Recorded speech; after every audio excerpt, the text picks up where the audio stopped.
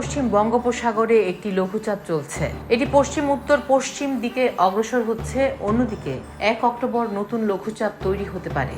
আপনি কি জানেন এই লঘুচাপ দেশের আবহাওয়ায় কেমন প্রভাব ফেলতে পারে? আগামী 10 দিনে বৃষ্টিপাত আরও বাড়তে পারে। শনিবার থেকে সোমবার পর্যন্ত ময়মনসিংহ, ঢাকা, চট্টগ্রাম, সিলেট সহ কিছু এলাকায় হালকা থেকে মাঝারি বর্ষণ হতে পারে। রাজশাহী, রংপুর, খুলনা ও বরিশালে মাঝারি থেকে ভারী বৃষ্টি হতে পারে। ঢাকায় গতকাল 206 মিলিমিটার বৃষ্টি হয়েছে। সকালে তাপমাত্রা ছিল 24.4 ডিগ্রি সেলসিয়াস। আর্দ্রতা ছিল 98%। বৃষ্টির কারণে রাজধানীতে জলাবদ্ধতা দেখা দিয়েছে। নিউ মার্কেট, পল্টন, রামপুরা, মিরপুর ও মতিঝিলে পানি জমেছে। যাত্রীরা ভোর থেকে সমস্যায় পড়েছেন। আপনি কি মনে করেন আমাদের শহরের পানি নিষ্কাশন ব্যবস্থা এই পরিস্থিতি মোকাবেলা করতে সক্ষম?